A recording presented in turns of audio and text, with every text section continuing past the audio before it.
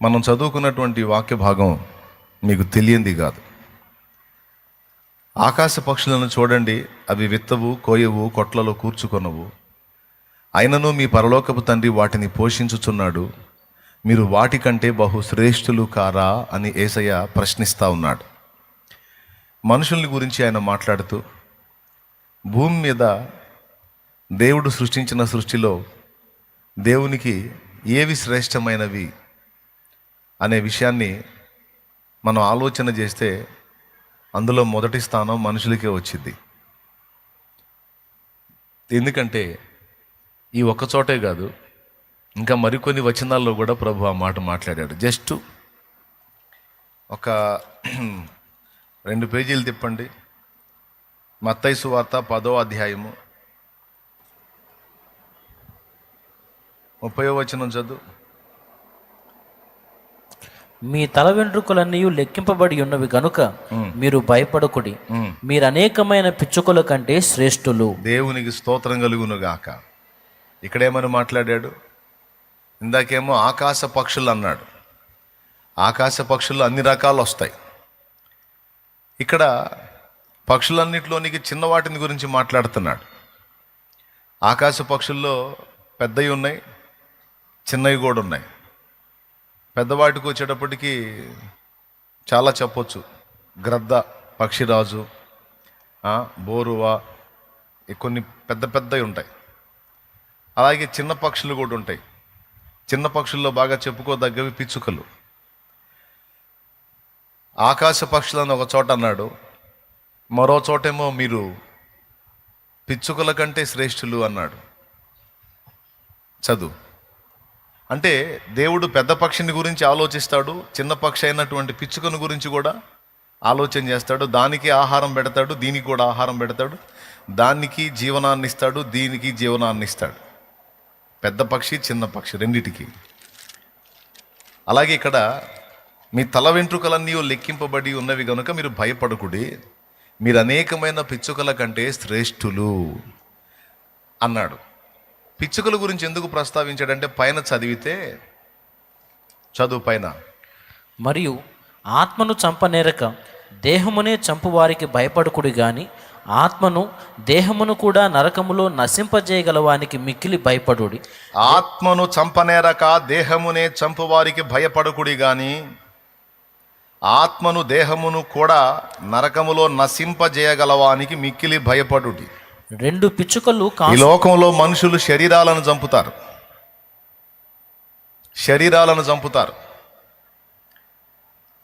అయితే దాని గురించి కూడా దేవుడు ఏం మాట్లాడుతున్నాడంటే, మీ తల వెంట్రుకలన్నీ లెక్కింపబడి ఉన్నవి, మీరు భయపడొద్దు అన్నాడు.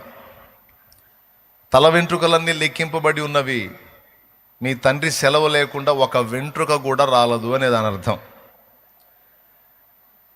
2 పిచ్చుకలు కాసుకు అమ్మబడుంది కదా, అయినను మీ తండ్రి సెలవు లేక వాటిలో ఒకటైనను నేల పడదు అన్నాడు. అంటే ఒక పిచ్చుక చనిపోవాలన్నా కూడా దేవుని సెలవు కావాలి. ఏం కావాలి? ఒక పిచ్చుక కన్ను మూయాలన్నా కూడా దేవుని సెలవు కావాలి. ఆయన సెలవు లేకుండా ఒక పిచ్చుకను కూడా మనం సంహరించలేము. పైన అంటాడు, ఆత్మను చంపనేరక దేహమునే చంపువారికి భయపడకుడి గాని ఆత్మను దేహమును కూడా నరకములో నశింపజేయగలవానికి మిక్కిలి భయపడుడి అన్నాడు. భూమి మీద మనుషులకు చేతైంది మనుషుల శరీరాలను చంపటం, కానీ ఆత్మలను చంపటం వాళ్ళ వల్ల కాదు. ఆత్మలను కూడా నాశనం చేయగల సత్తా కలిగిన వాడు దేవుడు ఒక్కడే. అయితే ప్రతి ఒక్కడికి ఒక తీర్పు దినం ఉంది. ఆ తీర్పు దినాన వాడి ఆత్మను నరకంలోకి పంపటం కాదు, వాడికి శరీరాన్ని ఇచ్చి మరి ఆ శరీరాన్ని ఆత్మను మొత్తాన్ని కలిపి నరకములో నశింపజేస్తాడట. మీకు తెలుసా? పాపాత్ముల ఆత్మలు కూడా శరీరాలు పొంది పునరుద్ధానం చెందుతాయని మీకు తెలుసా? పాపాత్ముల ఆత్మలు కూడా పునరుద్ధానం చెందుతాయి, పాపాత్ముల శరీరాలు కూడా పునరుద్ధానం చెందుతాయి. అది 2వ పునరుద్ధానం. ఆ రెండో పునరుద్ధానంలో ఈ దుర్మార్గులందరూ లెగుస్తారు. వాళ్ళకు కూడా దేహాలు వస్తాయి, అవి కూడా శాశ్వతత్వాన్నే కలిగి ఉంటాయి. ఆ దేహాలతో వాళ్ళు లెగుస్తారు, మహిమ దేహాలతో మనం లెగుస్తాం. మొదటి పునరుద్ధానంలో మనందరం లెగుస్తాం, రెండో పునరుద్ధానంలో దౌర్భాగ్యులందరూ లెగుస్తారు, దుర్మార్గులందరూ లెగుస్తారు. దేవుని సత్యాన్ని ద్వేషించిన వారు, దేవుని పిల్లల ఎడల దుర్మార్గంగా వ్యవహరించిన వారు మొత్తం లెగుస్తారు. లేచినప్పుడు మొదటి పునరుద్ధానంలో లేచినటువంటి పరిశుద్ధుల ఆత్మల్ని, శరీరాలను దేవుడు ఆ మహిమ ప్రపంచంలోకి తీసుకెళ్తాడు. అది నిత్యానందం, నిత్య సంతోషం, నిత్య మహిమ ఉండేటువంటి ప్రదేశం. మరి రెండో పునరుద్ధానంలో లేచే దుర్మార్గుల గతి ఏమి అంటే, వాళ్ళకు కూడా శరీరాలు వస్తాయి, వాళ్ళు కూడా లెగిసి ధవళ సింహాసనం ముందు హాజరవ్వాలి. ప్రతి వ్యక్తి ఆ ధవళ సింహాసనం ముందు హాజరైనప్పుడు ఎవని పేరైనను జీవగ్రంథమందు వ్రాయబడినట్టు కనబడని ఎడల వాడు అగ్నిగుండములో పడవేయబడెను. ఇక వాడిని కాపాడే దిక్కుండదు అక్కడ, వాడిని తప్పించే నాదుడు ఉండడు అక్కడ. వాని అగ్ని ఆరదు, పురుగు చావదు. పురుగు చావదు అంటే చద్దామంటే చావలేడు, ఆ శరీరం అలాంటిది. అలాగని ప్రశాంతంగా ఉందామంటే ఉండలేడు, యాతన అనుభవిస్తూ ఉంటాడు. అదొక వేదనామయమైనటువంటి పరిస్థితి, స్థలం. దానిలో వేస్తాడంట. యేసయ్యే చెప్పాడు, ఆత్మను చంపనేరక దేహమునే చంపు వారికి భయపడుకుడి గాని ఆత్మను దేహమును కూడా నరకములో నశింపజేయగలవానికి మిక్కిలి భయపడుడి అన్నాడంటే ఎంత భయంకరమైన మాట చూడండి. ఆత్మను దేహమును అంటే దేహం కూడా ఉంటుంది అన్నమాట. ఆత్మను దేహమును నరకములో అంటే నరకం ఉంది, అందులో నశించిపోయే పరిస్థితి కూడా ఉంటుంది. నరకం అనగా దేవుడు లేని స్థలం, దేవుడు లేని స్థలం, దేవుడు ఇష్టపడని స్థలం, దేవుడు ఒప్పుకోని స్థలం, తన సన్నిధి ఉండని స్థలం. అది ఘోరమైన యాతన గల ప్రదేశం. అది కూడా ఉంది. అయితే ఇక్కడ ఏమంటున్నాడంటే, పిచ్చుక ప్రాణమే నాకు విలువైందైనప్పుడు మీరు పిచ్చుక కంటే ఎంతో శ్రేష్ఠులు కదా అంటున్నాడు దేవుడు. పిచ్చుక ప్రాణమే నాకెంతో విలువైందైతే మీరు అనేకమైన పిచ్చుకల కంటే శ్రేష్ఠులు. ఒక్క పిచ్చుక పడాలంటేనే తండ్రి సెలవు కావాలి. నీకు తెలుసా, చికెన్ షాప్కి వెళ్ళి కోడిని కోసుకొచ్చుకుంటాం మనం. ఆయన సెలవు లేకుండా ఆ కోడి మనకు దక్కదు, ఆయన సెలవు అవ్వాలి. పిచ్చుక్కే సెలవు అవ్వాలంటే కోడికి మరి నిశ్చయంగా సెలవు అవ్వాలి. అలా కొంతమంది పుట్టడానికి దేవుడు సెలవిస్తున్నాడు, కొంతమందిని తిరిగి తీసుకోవడానికి దేవుడు సెలవిస్తున్నాడు. ఇక సెలవైంది ఇంకొచ్చే అంటాడు. కాబట్టి దేవుడికి భూమి మీద ఉన్న పక్షి, జలచర, సమస్త ప్రాణకోటి శ్రేష్టమైందే కానీ వీటన్నిటిలోనికి మిక్కిలి శ్రేష్టమైంది మనం అనేది మనం ఫస్ట్ గుర్తించాలి. దేవుడు ఒక అద్భుతమైన మాట అక్కడ అన్నాడు, నీ తల వెంట్రుకలన్నీ లెక్కించబడి ఉన్నవి అని. ఏనాడైనా నీ తల వెంట్రుకలు లెక్కించడానికి ట్రై చేసావా నువ్వు? స్తోత్రం చెప్పు. తడవకు అద్దం ముందుకు పోయి దువ్వెన తీసుకొని దువ్వుతూ ఉంటావు, తీసి దువ్విందే దువ్వి తిప్పలు పడతా ఉంటావు. ఎప్పుడన్నా నీ నెత్తి మీద వెంట్రుకలు ఒక్కసారన్నా లెక్క వేయడానికి ట్రై చేసావా? వేయలా. పోనీ చిన్నప్పటి నుంచి తెగ దువ్వింది కదా మీ అమ్మ, దువ్విందిగా, ఒక్కసారన్నా అమ్మ లెక్కేసిందా?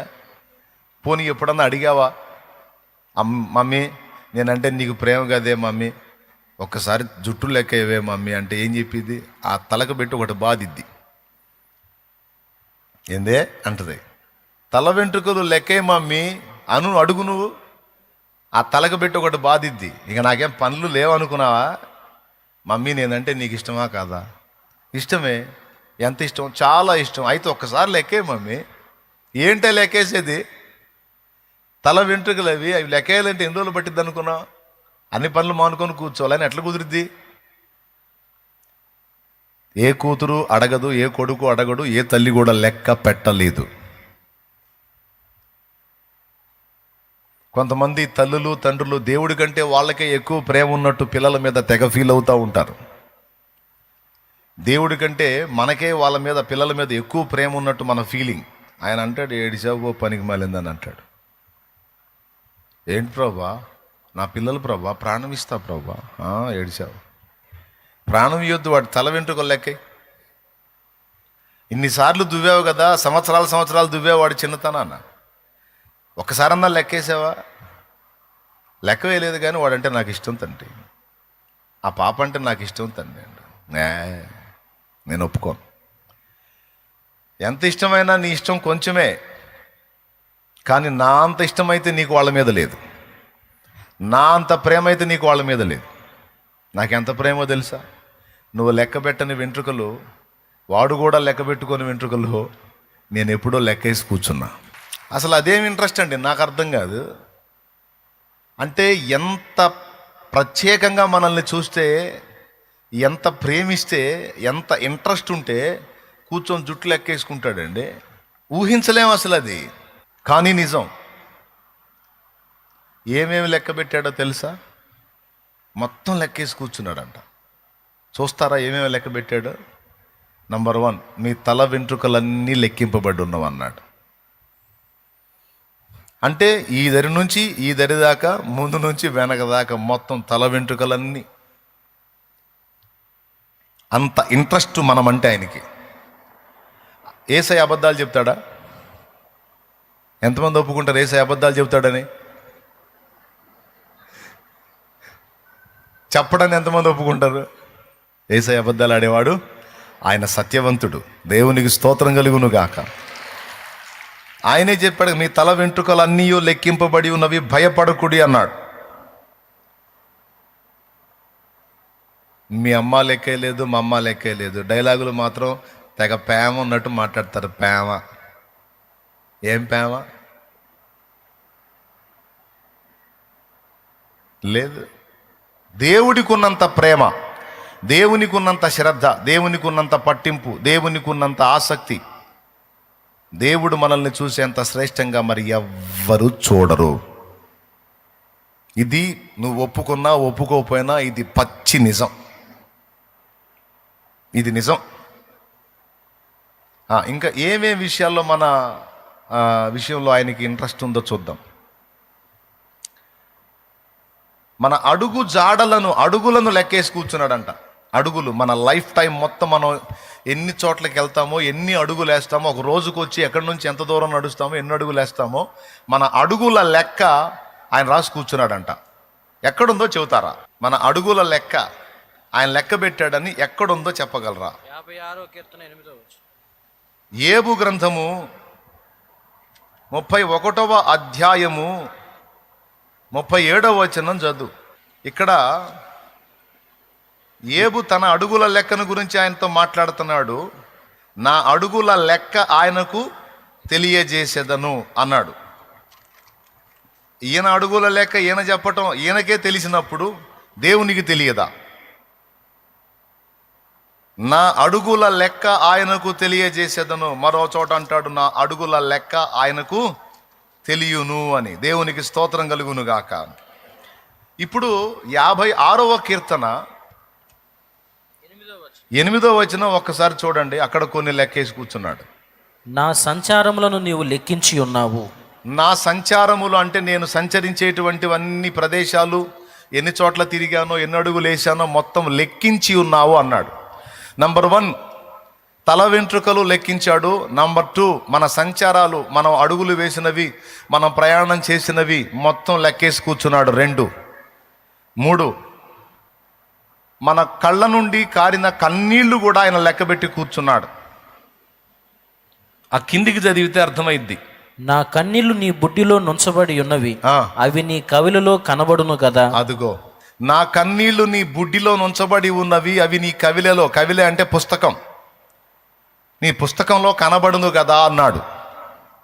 ఆయన మన కన్నుల నుండి జారి పడేటువంటి కన్నీళ్లను కూడా లెక్కించున్నాడు.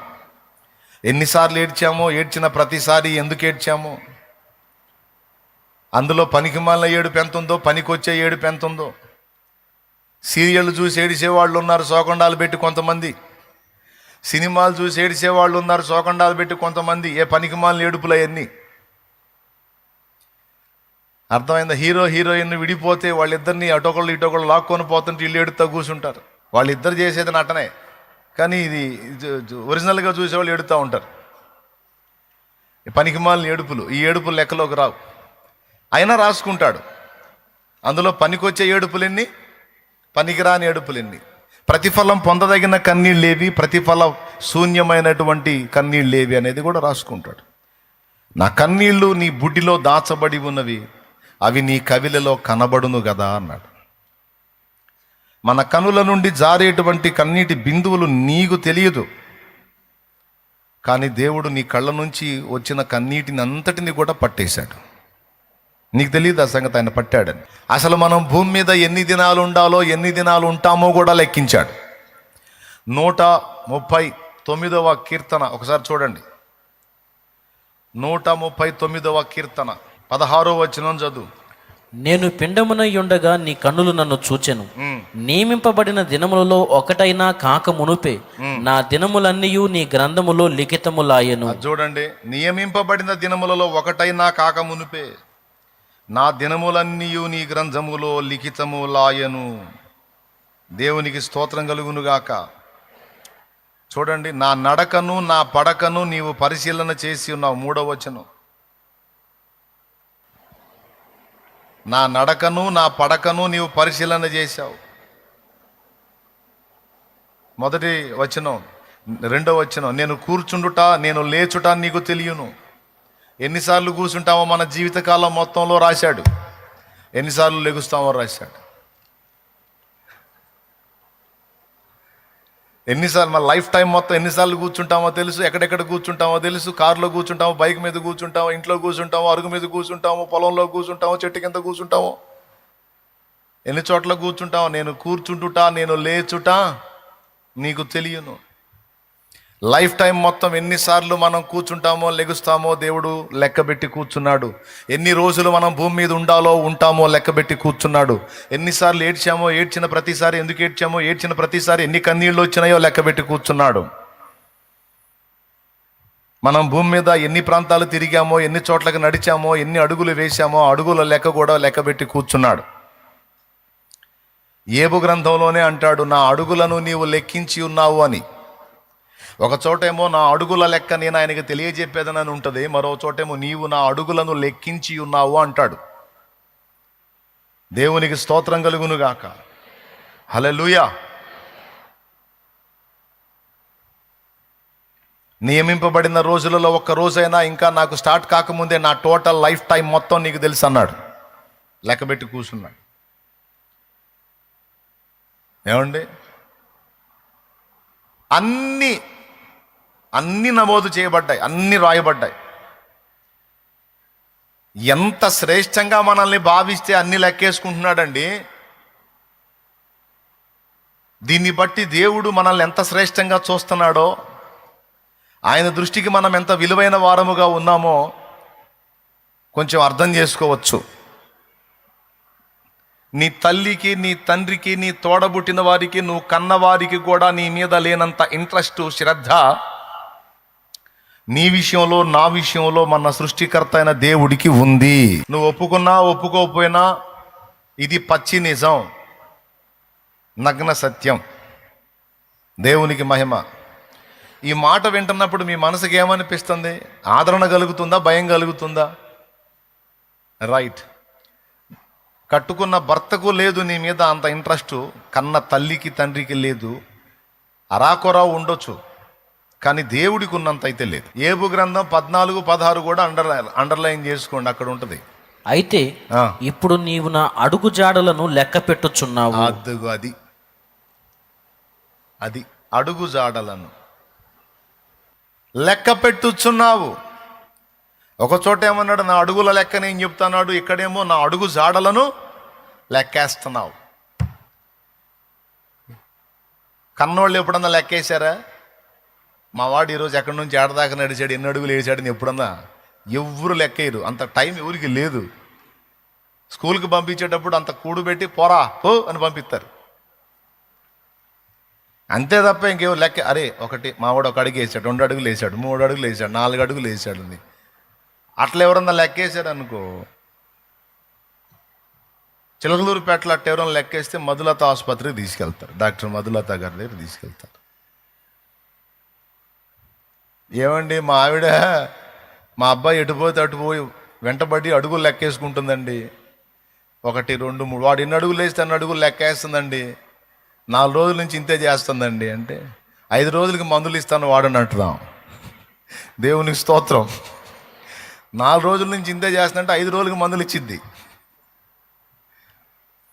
అంటే మైండ్ పోయింది అనుకుని, మెంటల్ ఎఫెక్ట్ వచ్చింది అనుకోని, లేకపోతే అడుగులు ఎవరు లెక్కేస్తారు? ఏమండి మా ఆయన మా పాప జుట్టు లెక్కేస్తున్నాడండి, 4 రోజుల నుంచి ఇదే పని చేస్తున్నాడండి, లెక్క తేలటం లేదంట అంటే ఆ 5 రోజులకి మళ్ళీ టాబ్లెట్లు ఇచ్చిద్ది. దేవునికి స్తోత్రం. ఈ లోకంలో ఏ మనుషుడైనా ఈ పనులు చేస్తే ఆ వ్యక్తిని పిచ్చోడు అంటారు. అంటారా? అనరా? స్త్రీ అయితే పిచ్చిది అంటారు, పురుషుడైతే పిచ్చోడు అంటారు. ఎవరు లెక్కేయరు. మనం ఎన్నిసార్లు కూర్చుంటున్నాం, ఎన్నిసార్లు లెగుస్తున్నాం లెక్కేస్తే పిచ్చోడు అనే అంటారు. మనం ఎటు పోతున్నా సరే, ఈరోజు ఇటుపోయి ఈరోజు ఇటుపోయి నీ సంచారాలన్నీ నీ జరిగినాయి అని రెక్క రాసుకుంటుంటే పిచ్చోడు అనుకుంటాం. కానీ మీకు తెలుసా, మన మీద ఉన్న ఆయన ప్రేమ ఎలాంటిదంటే, ఈ లోకంలో ఆ పనులు చేస్తే ఆ వ్యక్తిని పిచ్చోడు అంటారు, కానీ ఆ పిచ్చి మహారాజు మన కోసం నిజంగా ఎంత పిచ్చో చూడండి, ఎంత పిచ్చి ఆయనకి. కానీ మనమేమో ఆయన పట్టించుకోడు, ఆయన అసలు కనిపెట్టట్లేదు, ఆయన చూడట్లేదు, ఆయన ఆలోచించట్లేదు అని అనుకుంటాం. ఇప్పుడు నీ కళ్ళలోంచి కన్నీళ్ళు వస్తుంటే మేము వెంటనే నోట్బుక్ తీసుకొచ్చి పడ్డ డ్రాపల్లా 1 2 3 ఈ కంట్లోంచి ఎన్ని వచ్చినాయి 4 5 రాసుకుంటుంది అనుకో, నీకేమనిపించిద్ది? ఇంకాస్త ఏడుపు వచ్చింది. అమ్మా నా ఏడుపు నీకు వెటకారంగా ఉందా? నా కన్నీటిని లెక్క రాసుకుంటున్నావా? ఏమొచ్చింది నీకని ఇంకా కాస్త ఏడుస్తావు. కానీ ఇదే పని ఆయన చేశాడు. ఒక దేవుని బిడ్డగా సరైన హేతువును బట్టి నువ్వు కార్చే కన్నీరు డైరెక్ట్గా పోయి ఆయన పాదాల మీద పడతాను. అందుకు ఆ పాట పాడుకుంది, కన్నుల జారిన కన్నీళ్లు తడిపెను దేవుని పాదాలు. ఇది వాస్తవం, ఏదో ఊహాగానం కాదు అది. ఇట్లాగా మన అన్ని విషయాలలో ప్రతి దానిలో లెక్కగట్టున్నాడు. మన నోటితో ఎన్ని మాటలు మాట్లాడుతున్నావో కూడా లెక్క రాసుకుంటున్నాడు. అందులో పనికి మాలిన మాటలెన్నో, పనికొచ్చే మాటలెన్నో కూడా రాసుకుంటున్నాడు. పోసుకోలు మాటలెన్నో, డబల్ మీనింగ్ మాటలెన్నో, సింగిల్ మీనింగ్ మాటలెన్నో మొత్తం రాసుకుంటున్నాడు. మొత్తం లెక్క. దేవుడు ఏది చేసినా లెక్కతోనే చేస్తాడని గుర్తుపెట్టుకోవాలి మనం.